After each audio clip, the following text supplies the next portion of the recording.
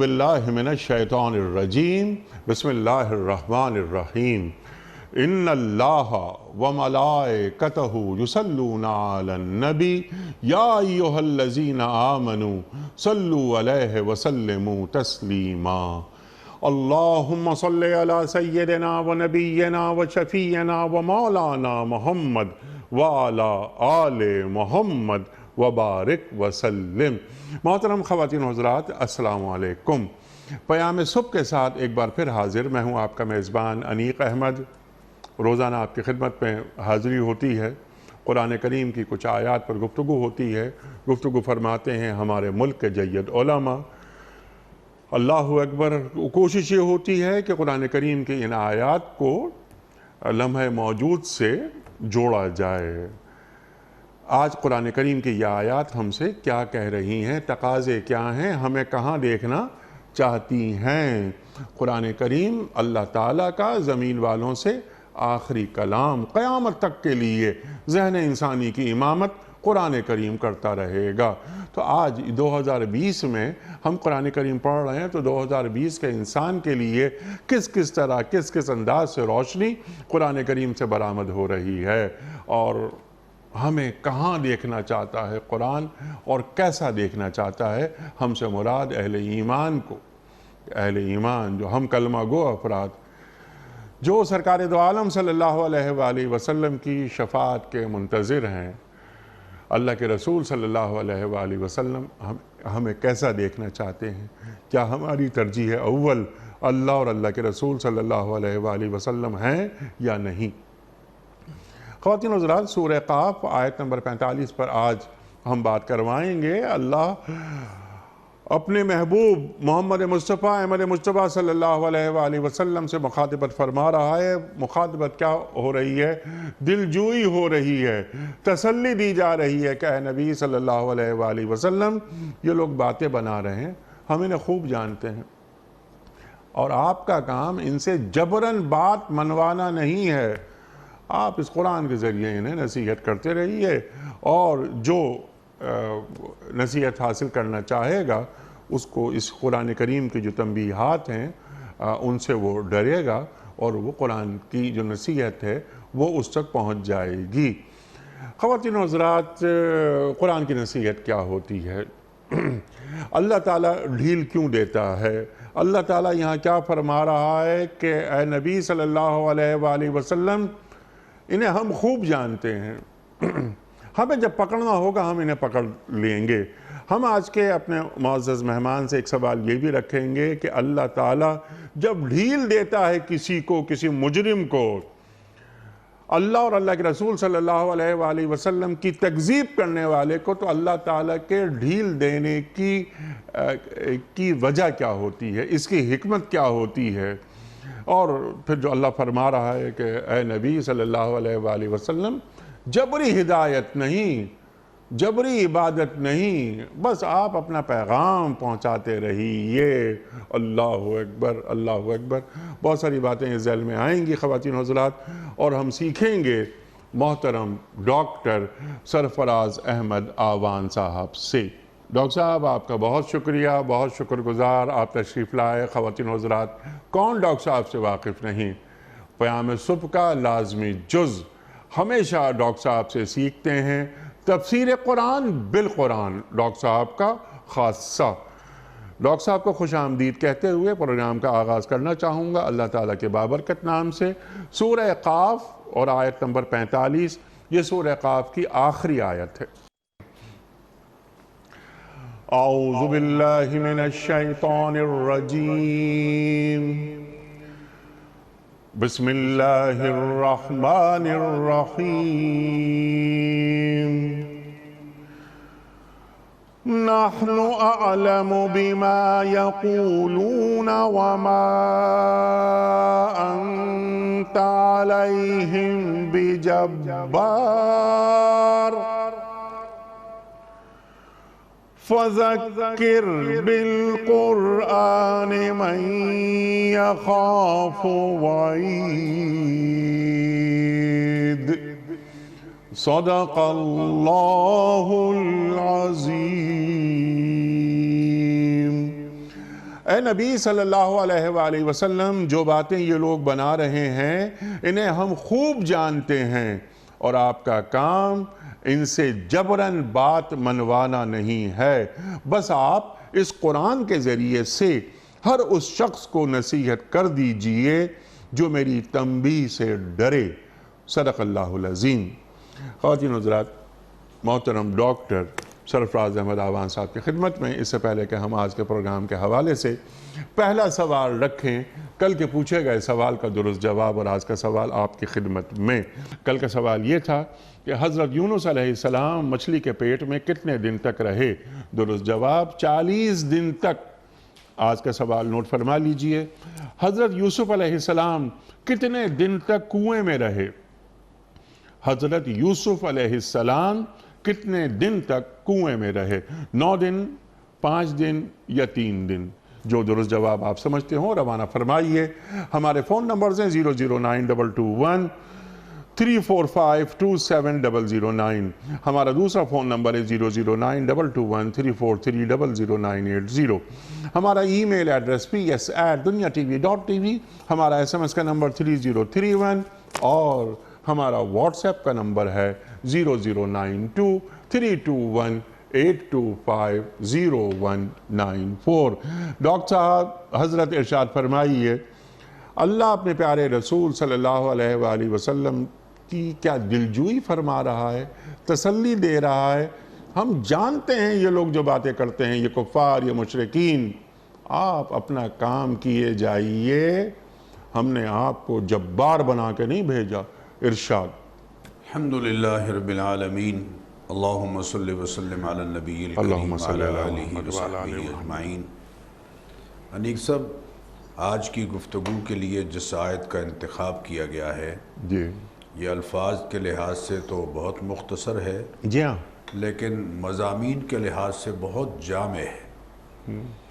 اس میں 3 جملے ہیں اور ہر جملہ ایک مستقل عنوان ہے۔ سبحان اللہ۔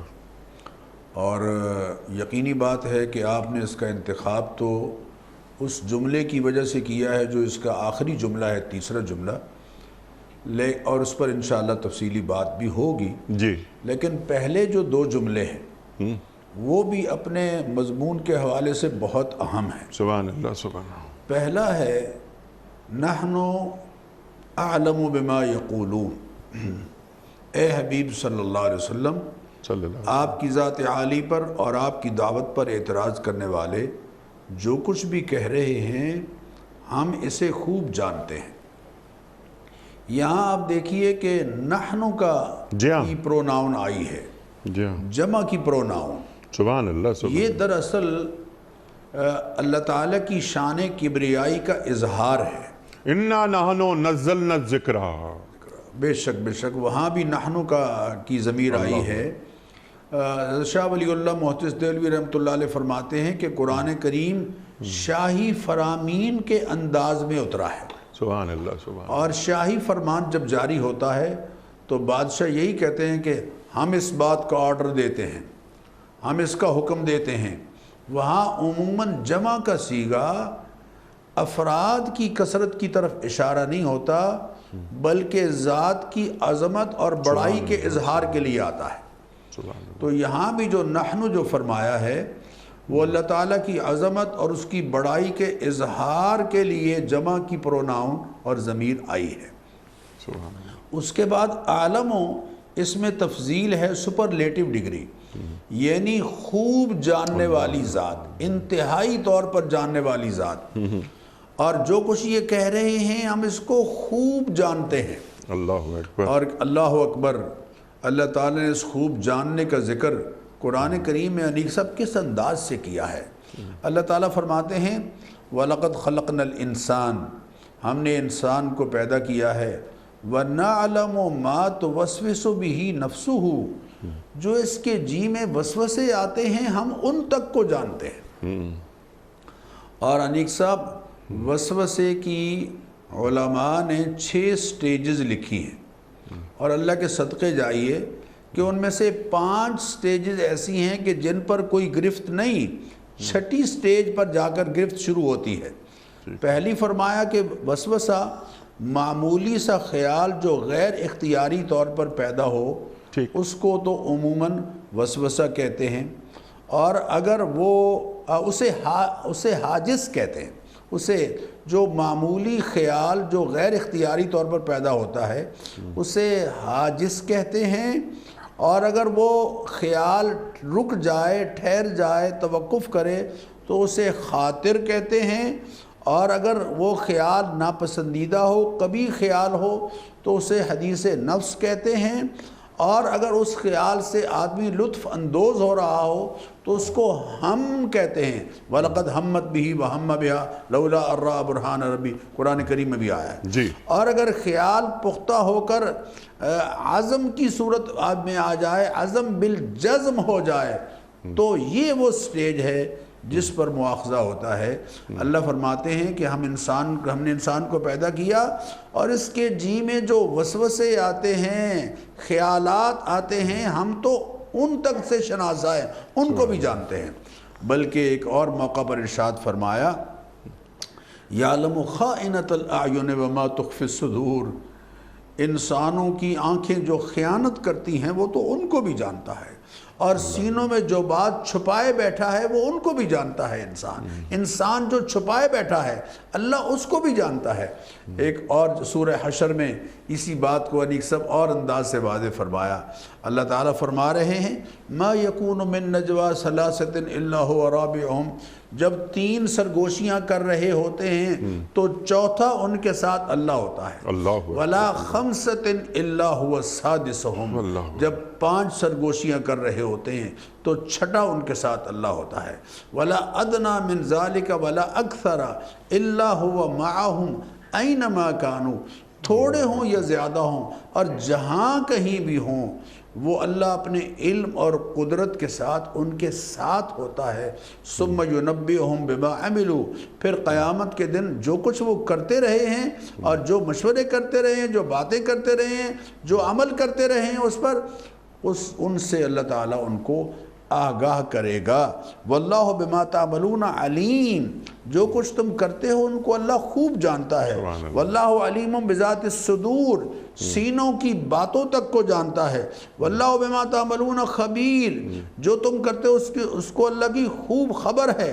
واللہ عالم بما یکتمون، جو چھپاتے ہیں اللہ ان کو بھی جانتا ہے۔ یستخفون من الناس، لوگوں سے چھپتے پھرتے ہیں۔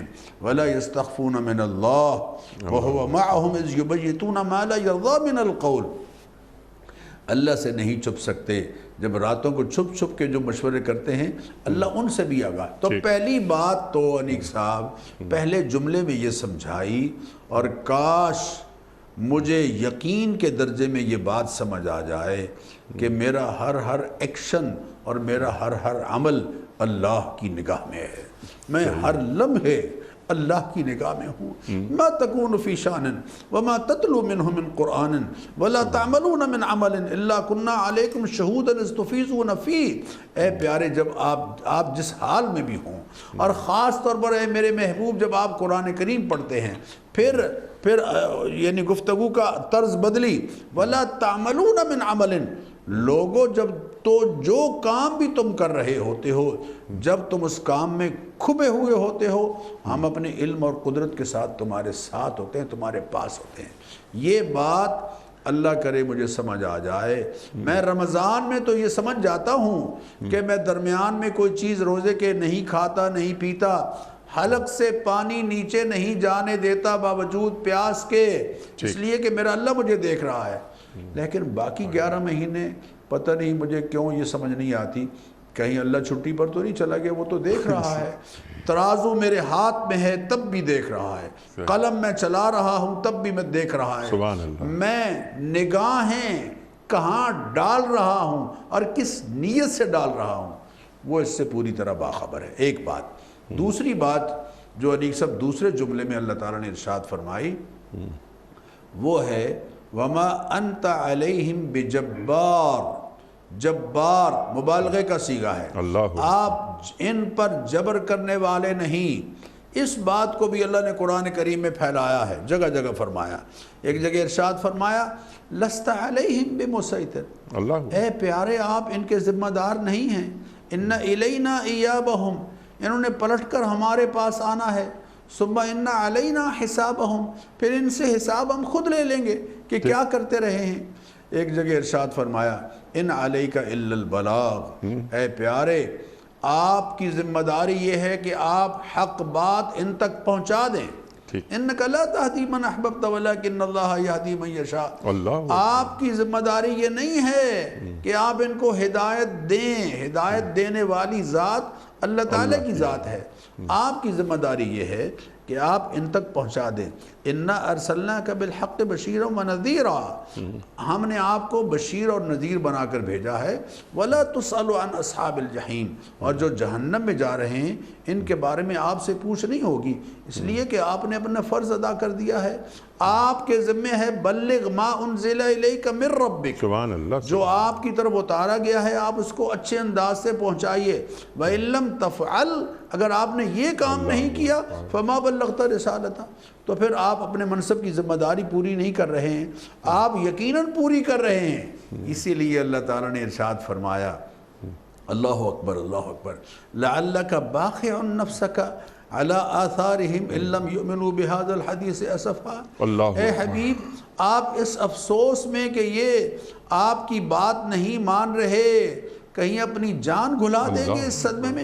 لَعَلَّكَ بَاخِعٌ نَفْسَكَ أَلَّا يَكُونُوا مُؤْمِنِينَ، یہ ایمان نہیں لا رہے، اس صدمے میں آپ کہیں اپنی جان نہ گھلا دیں۔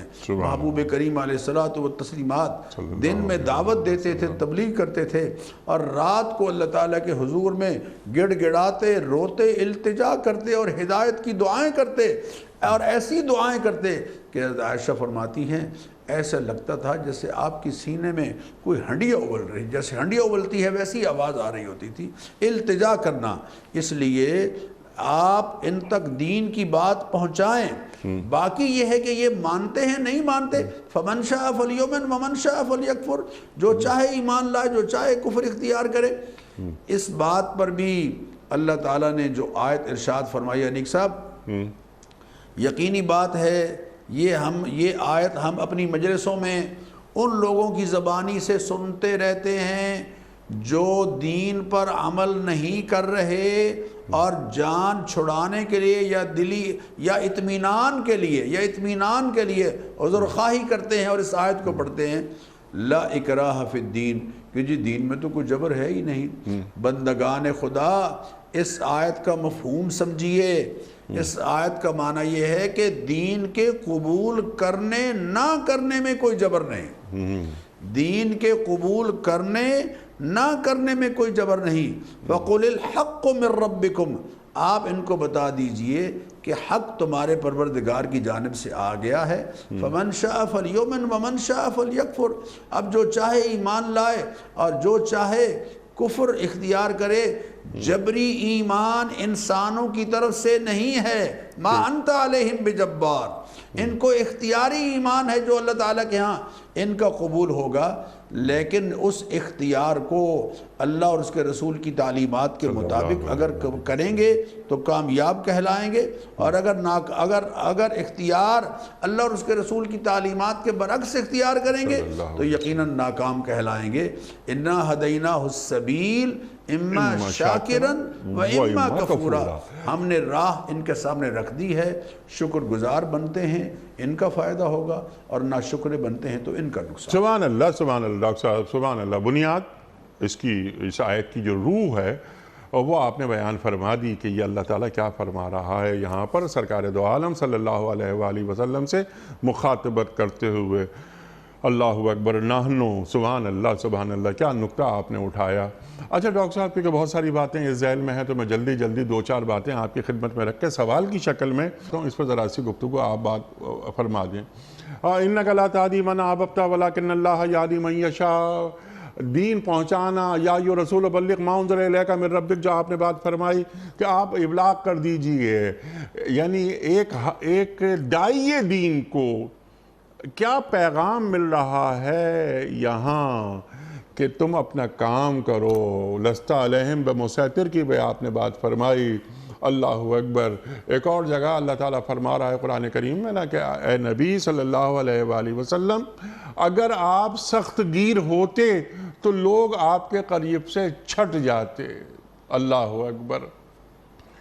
تو اس سے پہلے کہ میں قرآن کریم کے ذریعے نصیحت کی بات جو اللہ فرما رہا ہے سرکار دو عالم صلی اللہ علیہ وآلہ وسلم سے مخاطبت کرتے ہوئے کہ قرآن کریم کے ذریعے نصیحت کیجئے، قرآن کریم کے ذریعے نصیحت کیا ہوتی ہے، کیسے ہوتی ہے، وہ ہمیں بعد میں بتائیے آپ۔ پہلے آپ ڈاکٹر صاحب ہمیں یہ تعلیم کر دیجئے کہ یہ آیت پہلا حصہ ایک داعی دین، ایک عالم دین کو کیسا دیکھنا چاہتا ہے؟ دیکھیے جی، عالم دین کو نبی کریم علیہ الصلاۃ والتسلیمات کی تعلیمات کے مطابق حق بات اور خیر کی بات لوگوں تک پہنچانا ہے، ٹھیک، اور اس کے لیے حضور اکرم صلی اللہ علیہ وسلم کے اسوہ حسنہ کو پیش نظر رکھنا ہے۔ سبحان اللہ۔ اگر عالم دین لٹھ لے کے لوگوں کے پیچھے پڑ جائے گا یا کفر کی بمبارمنٹ کرتا رہے گا دائیں بائیں ادھر ادھر، اور وہ ٹارگٹ بنا لے گا دوسرے خطیب کو جو دوسری مسجد میں بیٹھا ہے اور وہ ان کو ٹارگٹ بنا لے گا، تو پھر دین نہیں پھیلے گا، فرقہ واریت پھیلے گی اور اسلام کی تائید نہیں ہوگی اور اسلام کی اشاعت نہیں ہوگی، بلکہ فرقوں کی اور گروہوں کی اشاعت ہوگی۔ اللہ تعالیٰ قرآن کریم میں فرما رہے ہیں ادعو الی سبیل ربک بالحکمت والموعظۃ الحسنہ وجادلہم باللتی ہی احسن۔ خیر خواہی کا جذبہ دیکھیں، حضور اکرم صلی اللہ علیہ وسلم کو اللہ فرما رہے ہیں آپ اپنی جان گھلا دیں گے۔ عالم دین کا منصب یہ ہے کہ وہ لوگوں کا سب سے پہلے خیر خواہ ہو، اور دوسرے یہ کہ اس کے مزاج میں نرمی ہو، تحمل ہو۔ فَبِمَا رَحْمَةٍ مِّنَ اللَّهِ لِنْتَ لَهُمْ۔ اللہ تعالیٰ کا آپ پر بڑا کرم ہے کہ آپ ان کے لیے نرم مزاج ہیں۔ وَلَوْ كُنْتَ فَظًّا غَلِيظَ الْقَلْبِ، اگر آپ سخت مزاج ہوتے، دل کے سخت ہوتے، کڑوے مزاج کے ہوتے، لَنْفَضُّوا مِنْ حَوْلِكَ، یہ آپ سے بکھر جاتے۔ اور یہ اللہ کا آپ پر کرم ہے کہ آپ ان کے لیے نرم مزاج ہیں۔ تو عالم کو نرم لہجے میں، نرم انداز میں، خیر خواہی کے جذبے کے ساتھ، میں لوگوں تک دین پہنچا رہا ہوں لوگوں کی خیر خواہی کے جذبے کے ساتھ، لوگوں کے بھلے کے ساتھ۔ لوگوں کا ایک دنیاوی فائدہ ہے، ایک دنیا ان کی بہتر بنانا ہے، یہ بھی اچھا ہے، لیکن میں تو ان کی آخرت بہتر بنا رہا ہوں۔ سبحان اللہ، سبحان اللہ۔ جب میں ان کی آخرت بہتر بنا رہا ہوں تو یقیناً اس آخرت بہتر بنانے کا نتیجہ یہ ہے کہ یقیناً ان کی دنیا بھی بہتر ہوتی چلی جائے گی۔ انیک صاحب، جو آدمی زمین سے گندم حاصل کرنا چاہتا ہے وہ یقیناً جب گندم لے گا تو اس کے ساتھ بھوسا ضرور آئے گا، دنیا ساتھ ساتھ آتی چلی جائے گی، لیکن مقصود ان کی آخرت بنانا ہے۔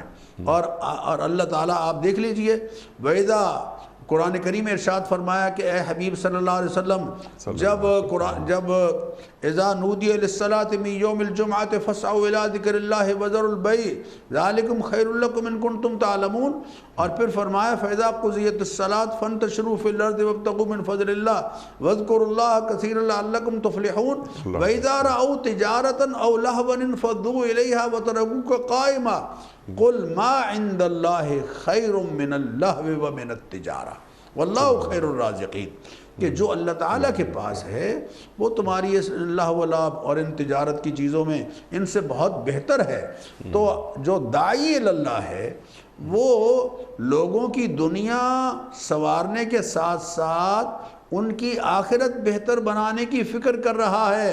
انیک سب ہم دنیا اور دین کی جو تفریق کرتے ہیں یہ تفریق صحیح نہیں ہے، دنیا اور آخرت کی تفریق ہے۔ اور دین کیا ہے؟ دنیا کا ہر کام اللہ اور اس کو رسول کی منشا کے مطابق کرنے کا نام دین ہے۔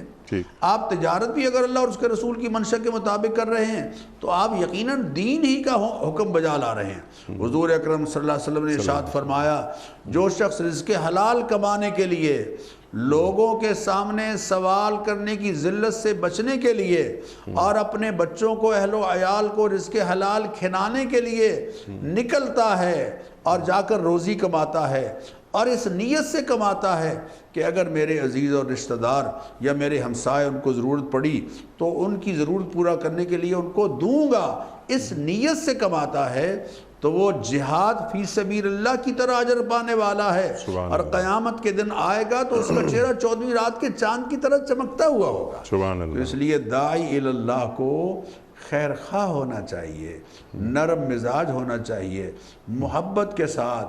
اور پھر ایک آخری بات جو انیک سب میں خاص طور پر میں چاہوں گا، داعی تمام خطبہ اور علماء اور تمام وہ لوگ کہ جو دعوت اللہ کا فریضہ سر انجام دے رہے ہیں، وہ اس بات کو پیش نظر رکھیں کہ دنیا میں اللہ کا فطری نظام یہ ہے کہ جب بھی پھل آتا ہے پودوں پر، جب آم پر پھل آتا ہے تو پھل سے پہلے بور لگتا ہے جس کی خوشبو پھیلتی ہے، بیری پر جب بیر آتے ہیں تو اس سے پہلے بیری کا بور آتا ہے جو خوشبو پھیلاتا ہے، اور مالٹے اور سنگترے، کبھی ہم موٹر وے سے گزرتے ہیں، شیشہ نیچے کریں، یقین کیجئے مہک پھیلی ہوئی ہوتی ہے سرگودے کے علاقے میں۔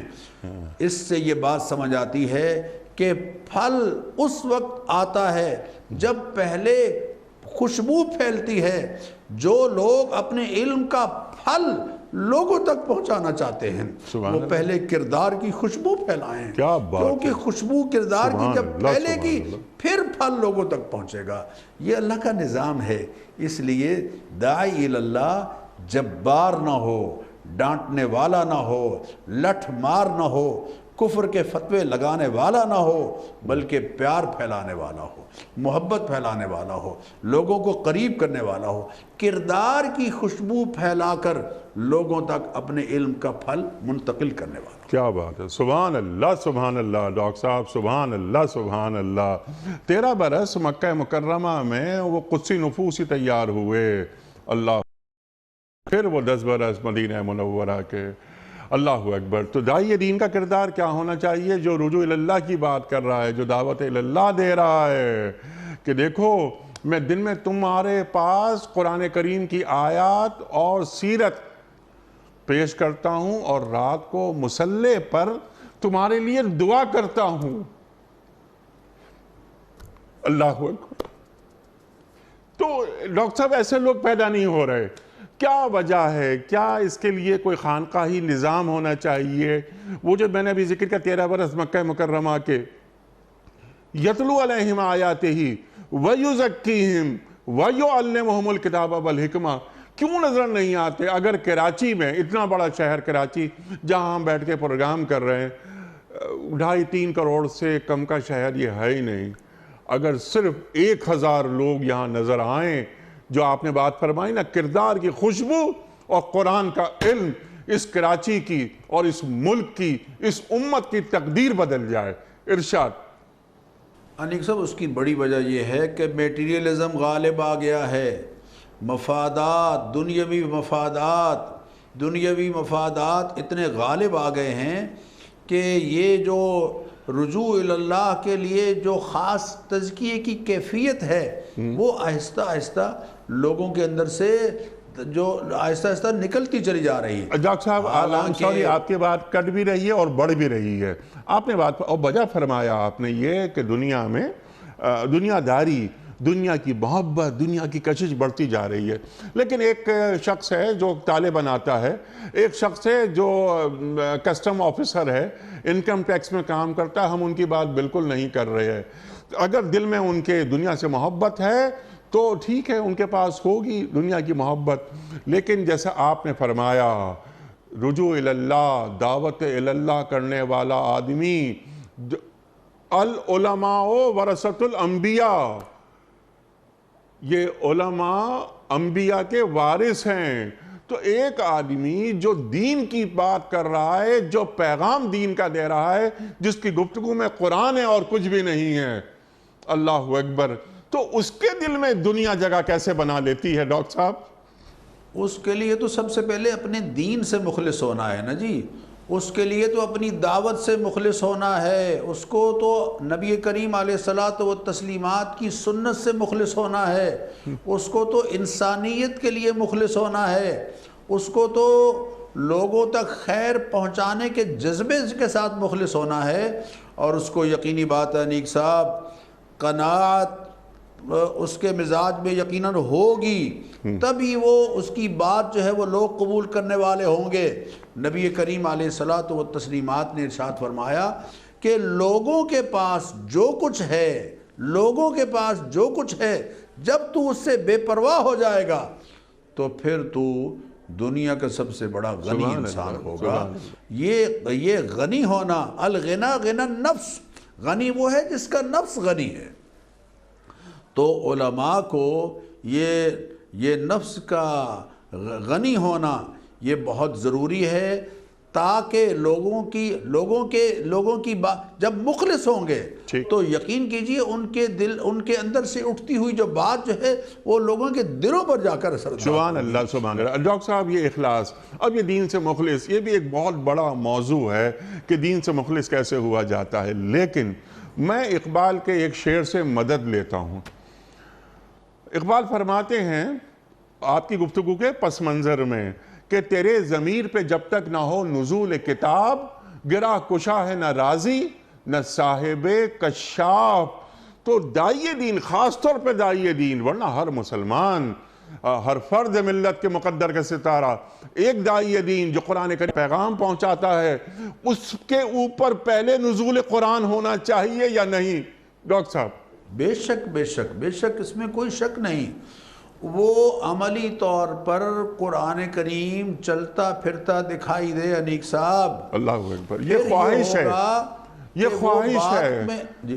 تیار کیسا ہو گیا آدمی؟ کانا خلقہ القرآن۔ سیدہ عائشہ صدیقہ رضی اللہ تعالیٰ عنہ فرما رہی ہیں کہ نبی کریم علیہ الصلاۃ والتسلیمات کے اخلاق کے بارے میں پوچھتے ہو، پورا قرآن کریم ان کا اخلاق ہے۔ آپ کی سیرت اور آپ کا کردار قرآن کریم چلتا پھرتا جو داعی اللہ ہے، اس کے لیے جو مسلم ویلیوز ہیں انیق صاحب، مسلمانوں کی دو قدریں ہیں، وہ ان دو قدروں کا نشان ہو اور دو قدروں کو پوری طرح سے اختیار کیے ہوئے ہو، اور وہ ہے قناعت اور محنت۔ یہ مسلمانوں کی دو قدریں ہیں، اور جو سرمایہ دارانہ نظام ہے اس کی دو قدریں حرص اور ہوس ہے۔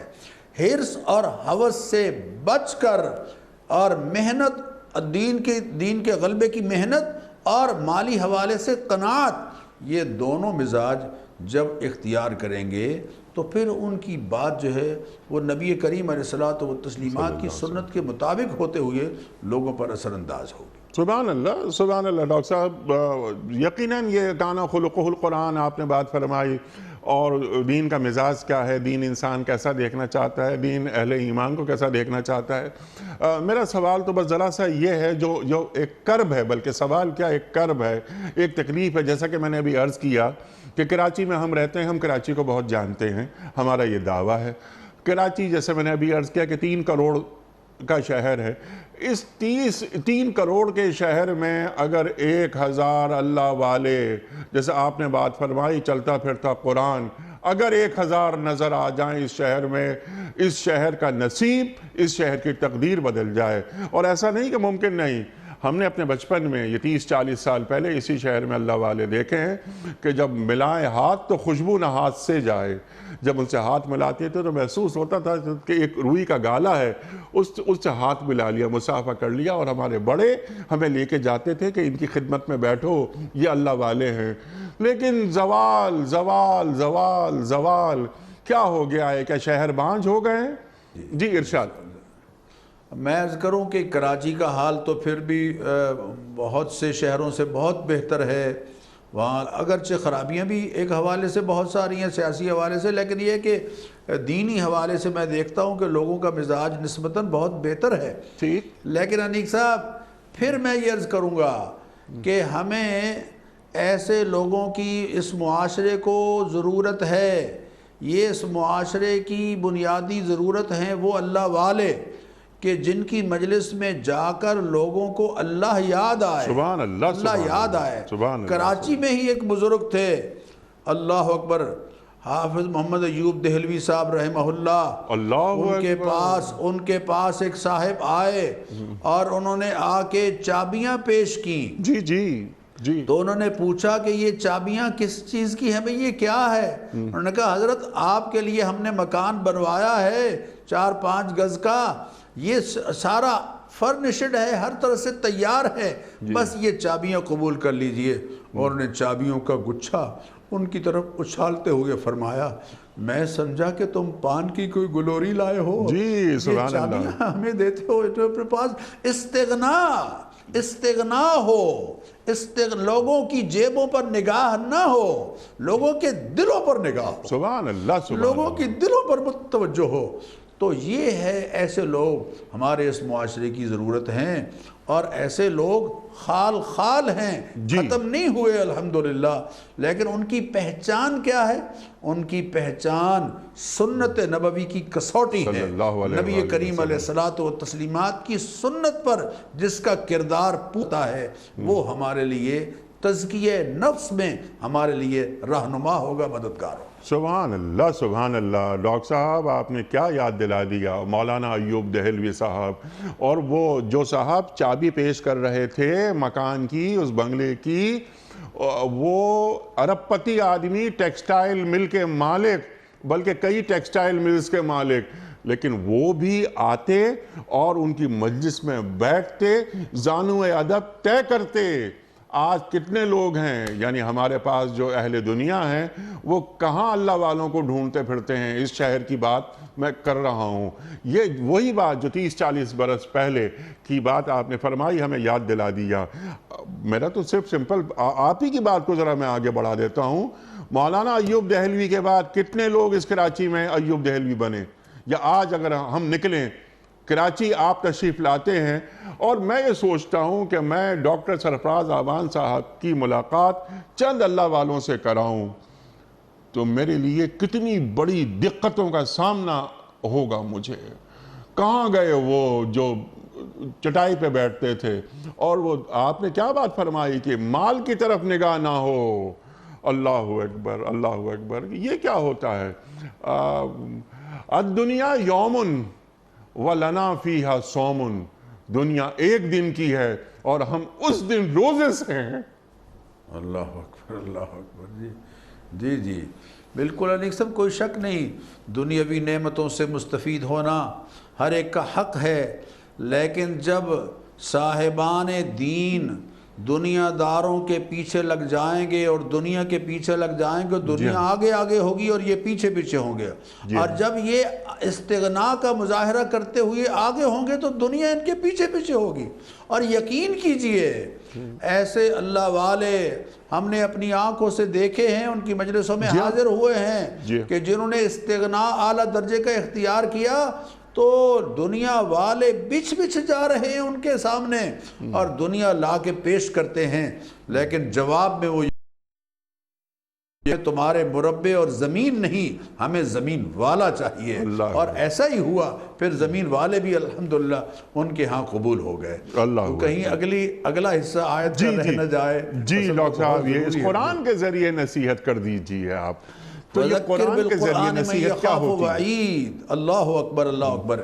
اس آیت میں اللہ تعالیٰ نے انیک صاحب قرآن سے استفادہ کرنے والے کی ایک بہت بڑی خوبی بیان فرمائی ہے. قرآن کریم سے استفادہ کی چند نمایاں خوبیاں ہیں، چند صفات ہیں جو اپنے اندر پیدا کرنے سے قرآن سے حقیقی استفادہ ممکن ہے. پہلی بات، اللہ تعالیٰ نے سورہ زمر میں ارشاد فرمائی کہ یکسوئی کے ساتھ قرآن کے میسج کو سننے والے ہوں. فبشر عبادی الذین یستمعون القول.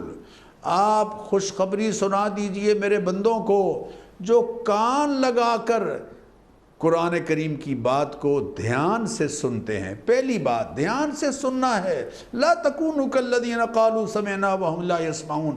ان کی طرح نہ ہو جانا جنہوں کہتے تو ہیں کہ ہم نے سنا لیکن حقیقت میں ان کی توجہ کسی اور طرف ہے، دھیان کسی اور طرف ہے، بات کو کان لگا کر یکسوئی کے ساتھ سن نہیں رہے.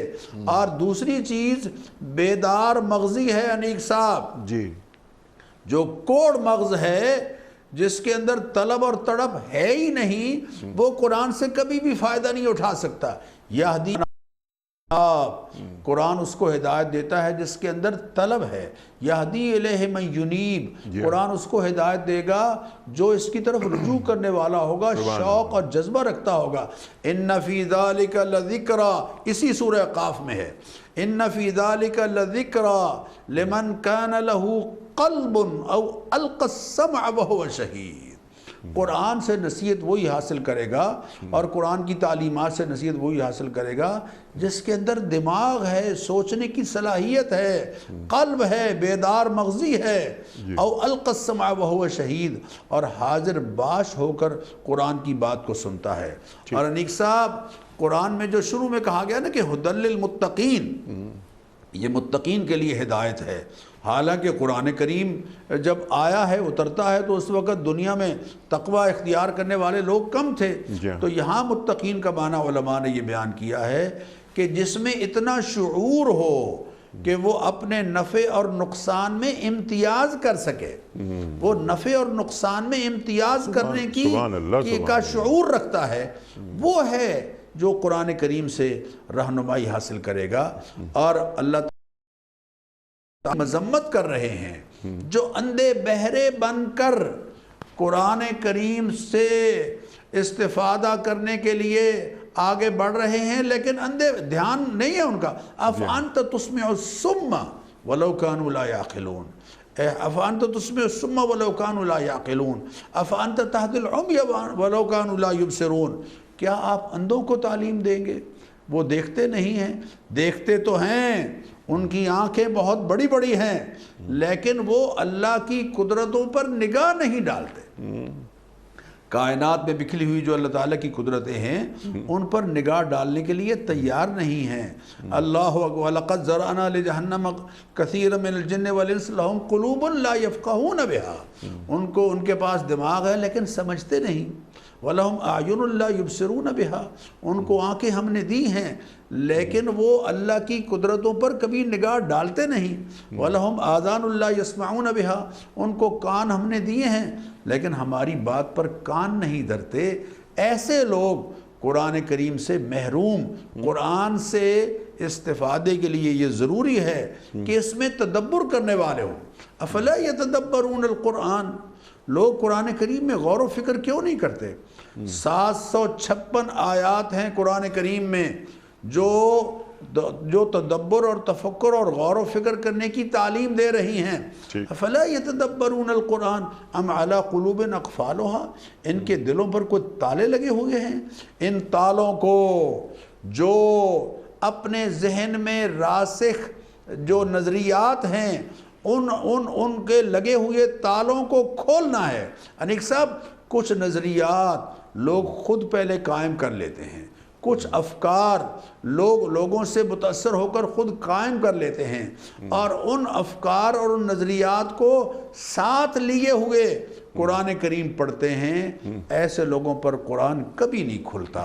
قرآن تب کھلتا ہے، قرآن اپنے حقائق تب کھولتا ہے جب ان لگے ہوئے تالوں کو جو تہذیب مغرب کے نتیجے میں یا جو دہریہ اور لادین لوگوں کے نظریات سے متاثر ہو کر جو ذہنوں پر لگا رکھے ہیں تالے، جب تک ان تالوں کو نہیں کھولیں گے ان کی حقیقی روح جو ہے وہ ان کو میسر نہیں آئے گی۔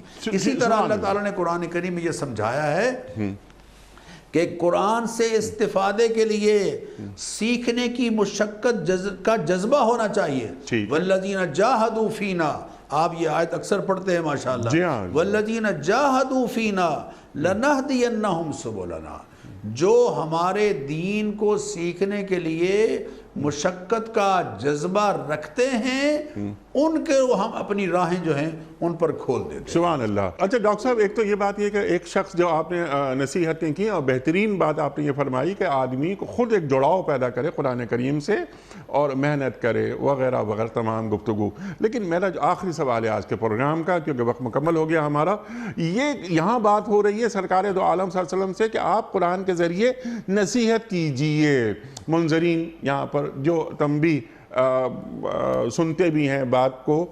تو آج کا جو داعی دین ہے قرآن کے ذریعے جو نصیحت کرے تو قرآن اس سے آپ تعلیم کیجئے کہ وہ کسی شخص کو قرآن کی بات، قرآن کا علم، قرآن کی دعوت، قرآن کی خوشبو جو پہنچائے تو اس کو چند باتوں کا خیال رکھنا چاہیے۔ وہ چند باتیں کون سی ہیں؟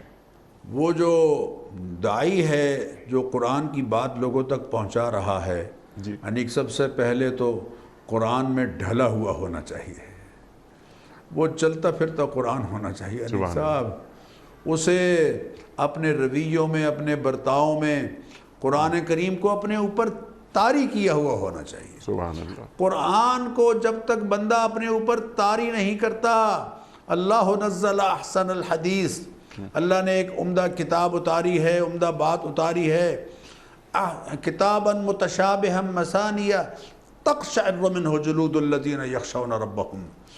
اس کو جب اللہ سے ڈرنے والے اس کو سنتے ہیں تو ان کے رونگٹے کھڑے ہو جاتے ہیں۔ ثم تلین جلودہم وقلوبہم الی ذکر اللہ۔ فضیل ابن عیاض ڈاکوؤں کے سردار ہیں، مکانوں کی چھتوں پر سے گزرتے چلے جا رہے ہیں، اچانک دیکھا کہ ایک روشن دان میں سے روشنی چھن رہی ہے، رک گئے، قدم آہستہ کر لیے کہیں قدموں کی چاپ سے پتہ نہ چل جائے، دیکھا اندر ایک شخص قرآن پڑھ رہا ہے اور یہی آیت پڑھ رہا ہے، الم یأن للذین آمنوا ان تخشع قلوبہم لذکر اللہ وما نزل من الحق۔ کیا ایمان والوں پر ابھی وہ وقت نہیں آیا کہ قرآن کریم کی آیات سن کر ان کے دل لرز جائیں؟ یہ آیت وہ موت میں آ کر بار بار پڑھ رہا تھا، دل یقیناً اس کا بھی لرزہ ہوا تھا۔ فضیل ابن عیاض بھی یہ آیت سنتے رہے، بالآخر کھڑے ہوئے اور کہا الحمدللہ مجھ پر وہ وقت آ گیا ہے۔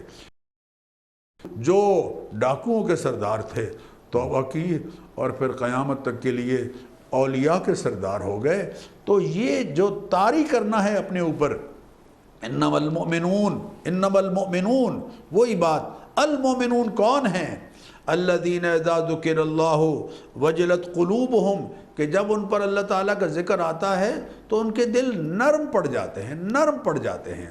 تو قرآن کریم کے جو داعی ہیں ان کو تو قرآن کریم کے پیغام کو لے کر اس طرح سے نکلنا ہے کہ قرآن ان کے کردار سے جھلک رہا ہو، ان کی زبان سے ہی صرف نہ جھلک رہا ہو بلکہ ان کے قدموں سے، ان کے ہاتھوں سے، ان کی نگاہ سے، ان کی سوچ سے، ان کی فکر سے، ان کے پیغام سے لوگوں تک قرآن پہنچ رہا ہوگا، تو پھر ان کی بات جو ہے وہ یقیناً لوگوں کے دلوں پر اثر انداز ہوگا۔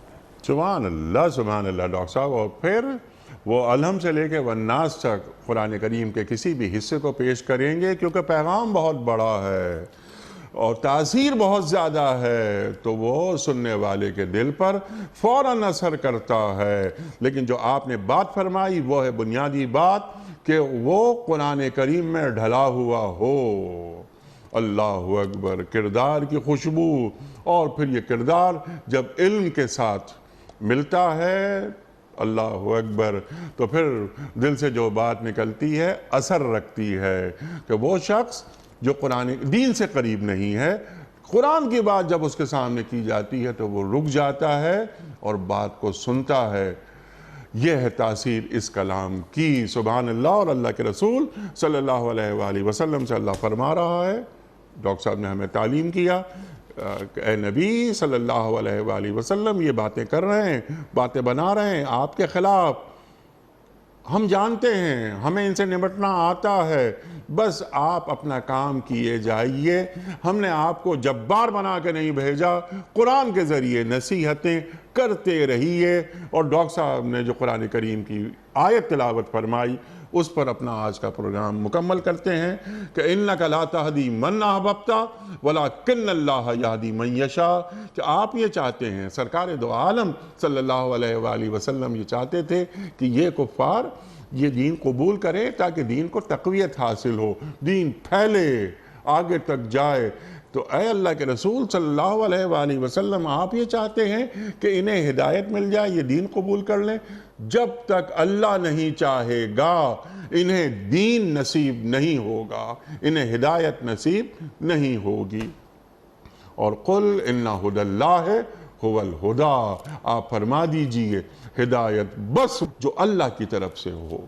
خواتین و حضرات، ڈاکٹر صاحب نے گفتگو فرمائی، علماء تشریف لاتے ہیں، قرآن کریم سے ہمیں قریب کرتے ہیں۔ یہ گفتگو، یہ قرآن کریم کی تفسیر ہے، یہ قرآن کریم کی تشریح ہے، اللہ ہمیں کیسا دیکھنا چاہتا ہے، اور یہ اللہ کا جو کلام ہمیں بتاتا ہے کہ ہمیں زندگی ایسے گزارنی ہے۔ دو ہی پارٹیاں ہیں، رحمان کی پارٹی یا شیطان کی پارٹی۔ میرے اعمال کیسے ہیں؟ میرے اعمال مجھے رحمان کی پارٹی میں رکھ رہے ہیں یا شیطان کی پارٹی میں؟ بہت ساری باتیں مزید ہو سکتی ہیں۔ میں ڈاکٹر سرفراز احمد آوان صاحب کا بڑا شکر گزار ہوں۔ بہت شکریہ آپ کا ڈاکٹر صاحب، آپ تشریف لائے اور ہم نے آج بھی آپ سے بہت سیکھا۔ خواتین و حضرات، ڈاکٹر صاحب جب بات فرماتے ہیں اور تفسیر قرآن جو بالقرآن فرماتے ہیں، اللہ اکبر، فوراً دل پر جا کر لگتی ہے بات۔ ہمارے علماء کو اللہ سلامت رکھے۔ کوئز، کل کا سوال ہمارا یہ تھا کہ حضرت یونس علیہ السلام مچھلی کے پیٹ میں کتنے دن تک رہے؟ درست جواب 40 دن تک۔ آج کا سوال نوٹ فرما لیجئے۔ حضرت یوسف علیہ السلام کتنے دن تک کنویں میں رہے؟ 9 دن تک، 5 دن تک یا 3 دن تک؟ جو درست جواب آپ سمجھتے ہوں روانہ فرمائیے۔ ہمارے فون نمبرز ہیں 0092213452709۔ ہمارا دوسرا فون نمبر ہے 009221343000980۔ ہمارا ای میل ایڈریس ps@dunyatv.tv۔ ہمارا SMS کا نمبر 3031 اور ہمارا واٹس ایپ کا نمبر ہے 00923218250194۔ وقت قرآن اندازی کا کراچی میں کوئی مہمان نہیں، تو یہ ذمہ داری میں ادا کر رہا ہوں۔